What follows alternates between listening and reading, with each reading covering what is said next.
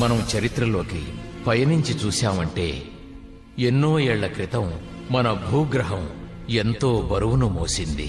భయంకరమైన రాక్షసులు, రాజులు ఉండేవారు.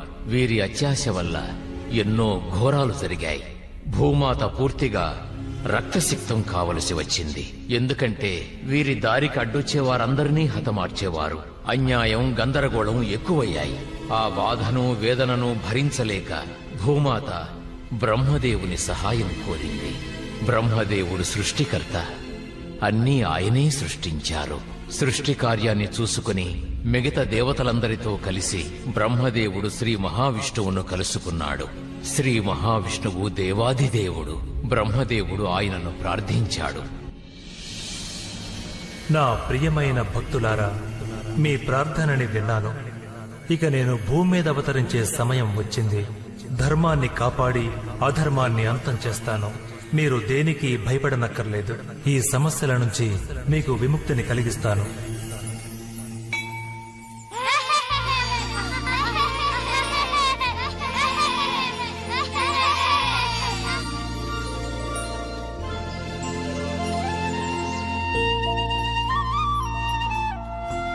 నాయనా కృష్ణ, రావడానికి ఇంత ఆలస్యమైంది? హంసి తన తల్లిని వదిలి రానేలేదు, అందుకే ఆలస్యమైంది. మొత్తం పాలు తాగేసుంటుందని నాకు అనిపిస్తుంది. ఏమిటి మళ్ళీ నా హంసి? త్వరలోనే కృష్ణుణ్ణి మించిపోయేలా ఉన్నావు. జాగ్రత్తగా వెళ్ళిరా నాన్న. నీ రాక కోసం 1000 కళ్ళతో ఎదురు చూస్తూ ఉంటాను. కృష్ణ, నాన్న కృష్ణ, నీకోసం నేనొకటి తీసుకొచ్చాను. కానీ నా కోసం మీరు ఇది పెట్టలేదు కదమ్మా. ఇవ్వండి. ఇవి నువ్వు తినకూడదు మధు. ప్రత్యేకంగా ఈ రసగుల్లాల్ని కృష్ణుడికి నచ్చిన విధంగా కృష్ణుడి కోసం మాత్రమే తయారు చేశాను. ఇవి నువ్వు తినకూడదు. వెళ్ళిక్కడి నుంచి. నీకు నీ భోజనం ఇచ్చేశాను కదా.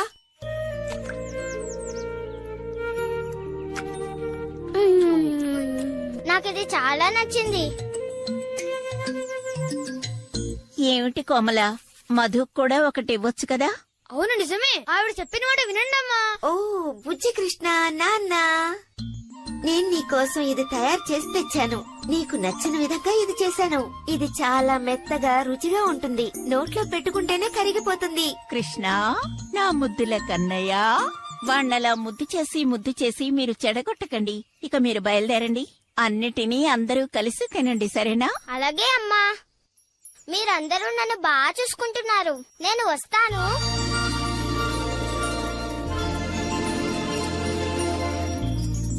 యశోదా, నీ కొడుకు కృష్ణుడు ప్రత్యేకమైనవాడు. అతను మురళి ఎంత బాగా వాయిస్తాడో తెలుసా? మా అందర్నీ మైమరిపించి నాట్యం చేయిస్తాడు. ప్రతిరోజు కృష్ణుణ్ణి చూస్తూ ఉంటే నాకు ఆనందంగా ఉంటుంది. ఆ రోజంతా ఎంతో తృప్తిగా ఉంటుంది. నువ్వు చెప్పేది నిజమే.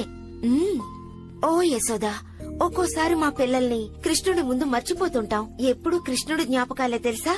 నిజంగా నువ్వు చాలా అదృష్టవంతురాలివి. కృష్ణుడు లాంటి కొడుకు నాకు ఉండుంటే ఎంత బాగుండేది. అవును, నాకు కూడా.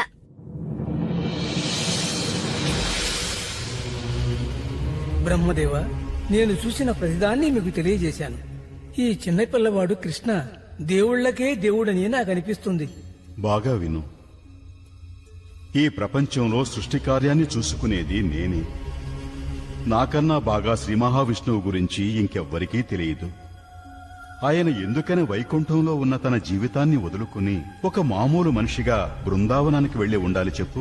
దయచేసి నన్ను క్షమించండి బ్రహ్మదేవ, కానీ సృష్టి రహస్యాల్ని, ప్రకృతి శక్తుల్ని ఎదిరించగలిగిన వ్యక్తి ఎవరైనా ఉన్నారా? ఈ రోజు ఉదయాన్నే అగాసురుణ్ణి ఆ పిల్లవాడు హతమార్చాడు. నువ్వు చెప్పేది నిజమేనా?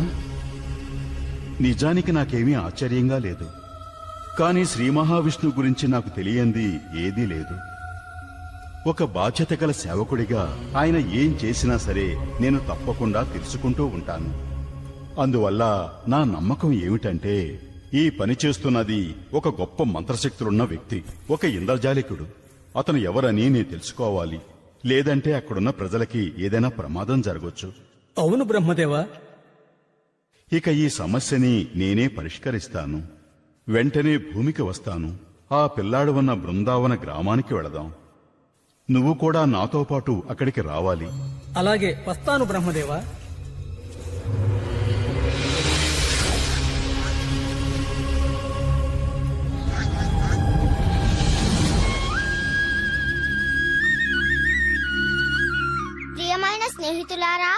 కానీ అందరికీ ఎంత సంతోషంగా ఉందో నాకు కూడా సంతోషంగా ఉంది. ఈ బృందావనం అడవుల కన్నా అందమైన ప్రాంతం ఇంకేదీ లేదు. నాకు ఈ అడవులంటే చాలా ఇష్టం కృష్ణ.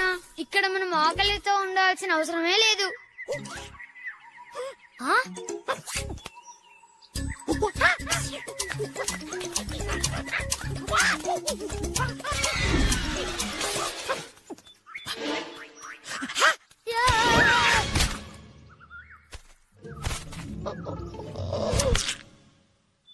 ఆ పండు ఇక అంతే. అత్యాస వల్ల ఏం జరిగిందో చూసారా?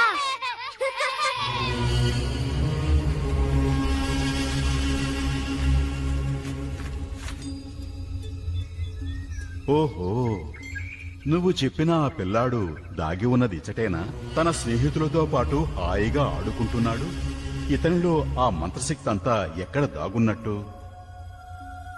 అసలు ఆవులు మేపుకుని ఇతడు ఏ మంత్రాలు వేయగలడు? ఒక్కసారి అతను చేసిన పని చూడండి. ఈ రోజు ఉదయాన్నే అగాసురుణ్ణి చంపాడు. అతను ఎలా? సరే సరే పాండు, ఎందుకింత విరక్తిగా మాట్లాడుతున్నావు? నాకు ఒక ఆలోచన వచ్చింది. చెప్పండి బ్రహ్మదేవ. కానీ ఇప్పుడు మనం ఎదిరించబోయేది ఒక గొప్ప ఇంద్రజాలికుణ్ణి. ఆ దేవుడు నాకు సృష్టి రహస్యాన్ని చెప్పి సృష్టి కార్యాన్ని అప్పగించాడన్న విషయాన్ని నువ్వు మర్చిపోయావా? బ్రహ్మదేవుణ్ణైన నేను ఈ చిన్న పిల్లాడిలో ఉన్న ఏ రహస్యాన్నైనా తెలుసుకోగలను. ఏం చేయాలో చెప్తాను, ఇలా రా.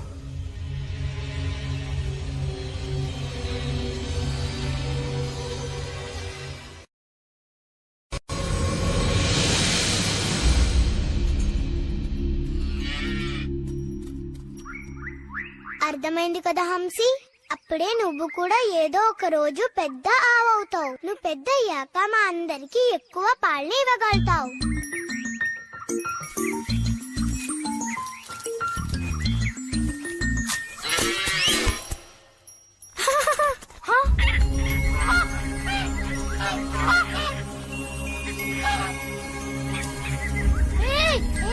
ఆగు.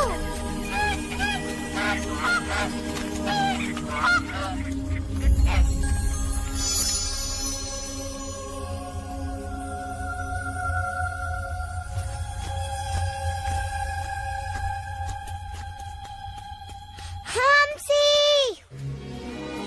హంసి, హంసి, ఎక్కడికి వెళ్ళిపోయావు?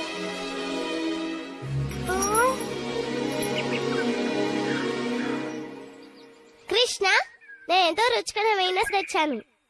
ఇదిగో నువ్వు కూడా తిను. కృష్ణ, మా అమ్మగారు ఎంతో రుచికరంగా రసగుల్లాలు తయారు చేశారు. ఇదిగో నువ్వు కూడా తిను. మా అమ్మగారు మన కోసం కచోరీలు పంపించారు. నీకు కూడా ఇవ్వమని చెప్పారు కృష్ణ. ఓ కృష్ణ, మా అమ్మగారు కూడా నీకు ఇష్టమైనదో ఇచ్చారు. ఇదిగో తీసుకొని తిను. ఇప్పుడు నేనేం తీసుకొచ్చానో మీరందరూ ఒకసారి చూడండి. రుచికరమైన మామిడి పళ్ళతో తయారు చేసిన అద్భుతమైన మామిడి తాండ్ర. మనందరికి తగినట్టే మా అమ్మగారు ఇచ్చారు. కృష్ణ, కృష్ణ, హౌదుడు ఎక్కడున్నాయో తెలియట్లేదు. వాటి కోసం మొత్తం అంతా వెతికాను. సరేలే సుబాలా, ముందు కూర్చో. నువ్వు ఇంకా భోంచేయలేదు కదా, ఇంకంతా నేను చూసుకుంటాను సుబాలా. ఆ దూడలన్నీ అడవిలోకి వెళ్ళిపోయి ఉంటాయి. నువ్వు ఇక్కడే కూర్చొని తిను. మీరందరూ ఇక్కడే ఉండండి, నేను వెళ్ళి తీసుకుని వస్తాను.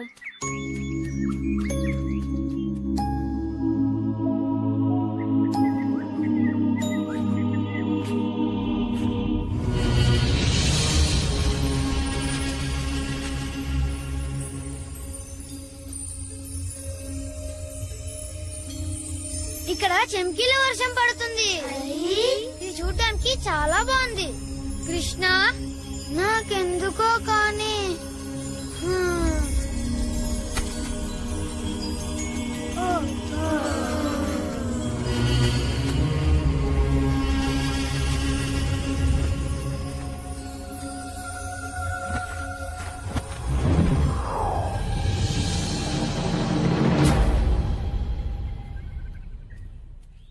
ఎంత వెతికినా దూడలు కనిపించలేదు. మీరు కూడా వచ్చారంటే మధు, శ్రీధమ్, చారు, సుబాల, మీరందరూ ఎక్కడికి వెళ్ళారు?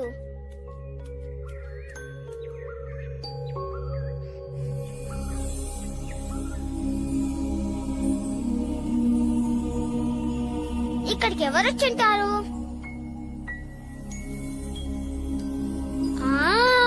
ఈ పని చేసింది బ్రహ్మదేవుడా. నాతోనే ఆటలాడుతున్నాడు. మీరొచ్చి అడిగినందువల్లే నేను ఈ భూమికొచ్చాను. కానీ ఇప్పుడు మీరే నన్ను అనుమానిస్తున్నారా? సుబాలా, మధు, మీరు నా కొడుకుని ఎక్కడైనా చూసారా? కృష్ణుడు మిగతా పిల్లలు ఎవరూ తిరిగి రాలేదు. ఎప్పుడో వాళ్ళు తిరిగి రావాలి కదా. ఇప్పటికే ఆలస్యమైంది. వీళ్ళందరూ వాళ్ళ పిల్లల కోసం వెతుకుతున్నారు. బ్రహ్మదేవుడు అనుకున్నది నేను జరగనివ్వను. ఈ సమస్యలో వీళ్లు బాధపడకూడదు. బృందావనంలో ఉన్న ప్రతి ఒక్కరికి నేనంటే ప్రాణం. ఎప్పుడూ వాళ్ళ పిల్లాడుగానే నన్ను చూశారు. ఇక్కడున్న ఆవులన్నిటికి కూడా వాటి దూడల కన్నా నేనంటేనే ఇష్టం. అందుకని వీళ్ళందరికీ వాళ్ళ కోరికను నెరవేర్చుకునే ఒక అవకాశం ఇవ్వాలని నిర్ణయించుకున్నాను.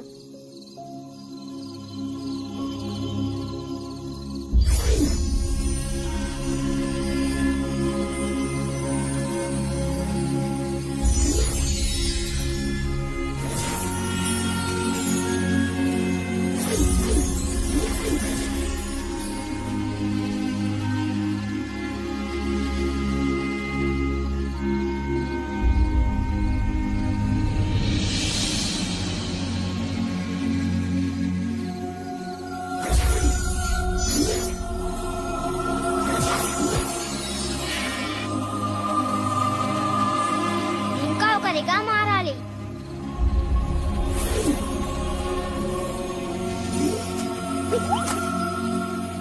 సరే, ఇక అందరం మన ఇళ్ళకి వెళ్దాం. అందరూ ఎదురు చూస్తుంటారు, మన కోసం దిగులు పడుతుంటారు.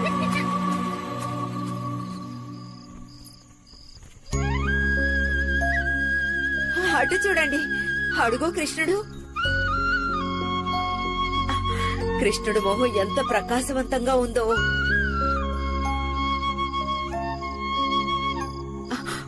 మధు, ఈ రోజు నా కొడుకు మధు మొహం కూడా చాలా ప్రకాశవంతంగా ఉంది.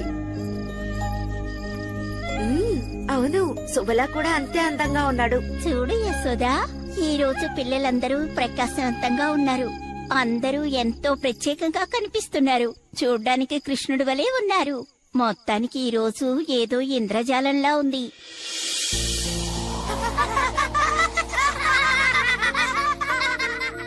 ఆ విధంగా కృష్ణుడు పిల్లల రూపంలో, దూడల రూపంలో ఆ బృందావనములో జీవించాడు. ఇలాగే ఎన్నో రోజులు గడిచిపోయాయి, ఎన్నో నెలలు గడిచిపోయాయి. కాని బ్రహ్మదేవుడు మాత్రం ఈ పిల్లల్ని, దూడల్ని మాయ చేసి ఉంచారు. కృష్ణుడేమో బృందావనములో ఉన్న తన తల్లిదండ్రుల్ని ఎంతో సంతోషపరిచాడు. ఆవులు కూడా తమ దూడల పట్ల ఎంతో ప్రేమను చూపేవి. గ్రామస్తులు తమ సంతోషానికి కారణమేమిటో తెలుసుకోలేకపోయారు. అసలు నిజం ఏమిటంటే, ప్రతి ఇంటిలోనూ ఉన్నది ఆ శ్రీకృష్ణ పరమాత్మే. ఆ శ్రీకృష్ణ పరమాత్మ అన్నిటిలోనూ ఉన్నారు. మన బృందావనంలో అందరూ ఎంతో సంతోషంగా ఉన్నారు కదా. మీరు చెప్పేది నిజమేనండి. ఎవరూ దేని గురించి చెప్పడం లేదు. తల్లిదండ్రులందరూ తమ పిల్లల్ని చూసి ఎంతో మురిసిపోతున్నారు.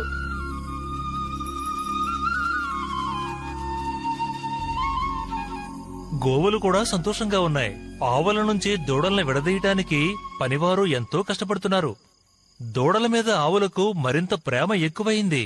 అందరూ ఇలా సంతోషంగా ఉండడం చూస్తుంటే నాకు కూడా సంతోషంగా ఉంది. పిల్లలు ఒకరికొకరు ఎంతో ప్రేమగా ఉన్నారు.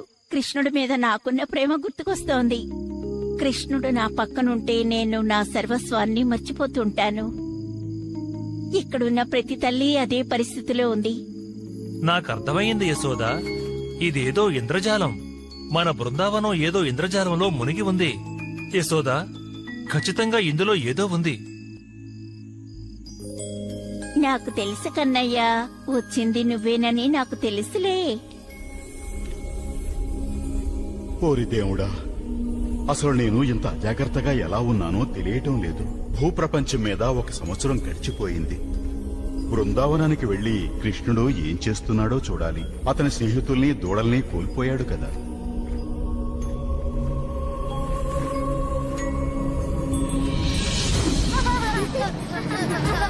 ఆ, అసలు ఇదంతా ఎలా సాధ్యం? ఈ పిల్లలందరూ పైన మేఘాల్లో ఉన్నారు కదా. ఈ దూడలన్నింటినీ కూడా నేను కాల ప్రపంచంలో దాచాను. మరి వీళ్ళంతా ఇక్కడెలా ఉన్నారు? కృష్ణుడితో ఆడుకుంటున్నారా?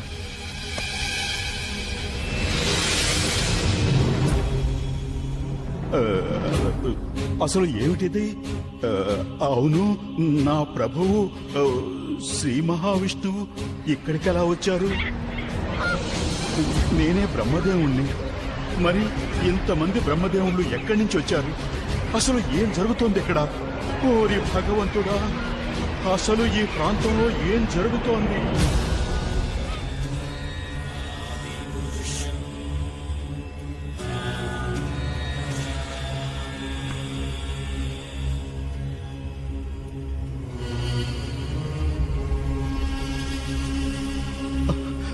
విష్ణుదేవా, దయచేసి నన్ను క్షమించండి. అజ్ఞానంలో నేను ఇలా నడుచుకున్నాను. దయచేసి నన్ను క్షమించండి విష్ణుదేవా. పంచముఖ బ్రహ్మ, మీ ప్రశ్నలన్నిటికీ సమాధానం చెప్పడానికే వచ్చాను. ఎంతైనా మీరు చాలా శక్తివంతురని నాకు కూడా తెలుసు. కాకపోతే మీలో ఉన్న భ్రమ వల్ల మీరు అది మర్చిపోయారు.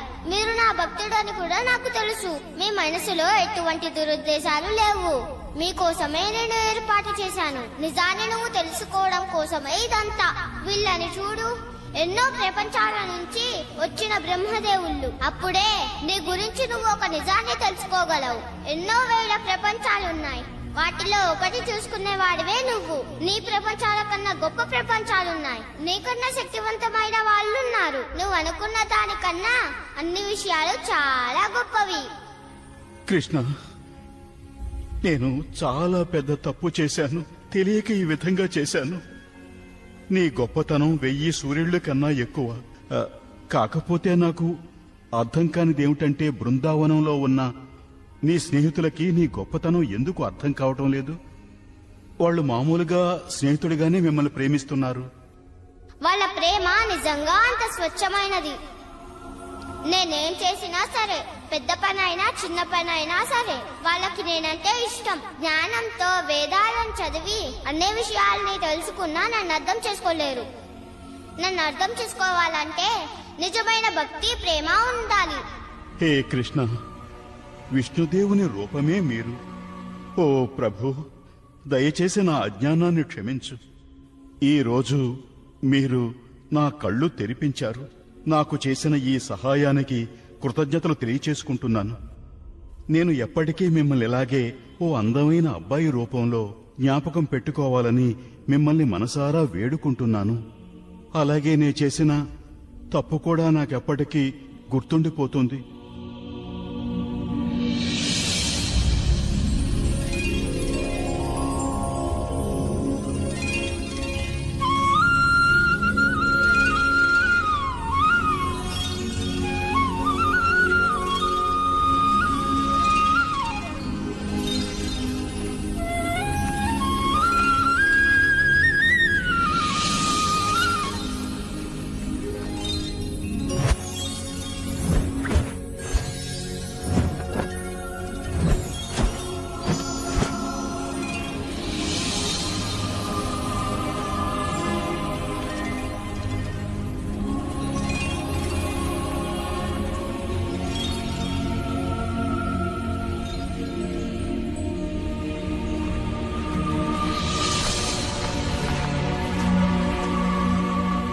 ఏంటి మిత్రులారా, ఎంతసేపు ఇలా నిద్రపోతారు? ఇంటికి వెళ్లే సమయమైంది. కృష్ణ, నాకెంతో ఒక విచిత్రమైన కల వచ్చింది. అవును, నాకు కూడా. కడుపు నిండా తిని మధ్యాహ్నం పూట నిద్రపోతే ఇలాంటి కలలే వస్తుంటాయి. నాకైతే సంవత్సరం అంతా నిద్రపోయినట్టుంది. ఒక్కొక్కసారి నిద్రపోతుంటే ఎంతకాలం గడిచిందో ఎవ్వరికీ తెలీదు.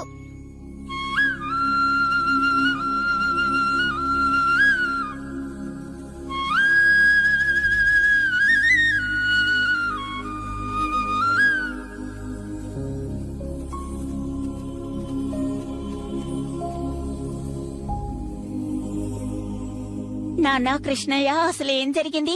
ఈ ఇంద్రజాలం ఇదంతా చేసిందెవరు? అమ్మా, మీరు అసలు ఏం మాట్లాడుతున్నారు? ఇంద్రజాలమా? నేనెప్పటికీ మీ కొడుకునే అమ్మా. మీరు అనుకునేలా కాదు. నా కన్నయ్య,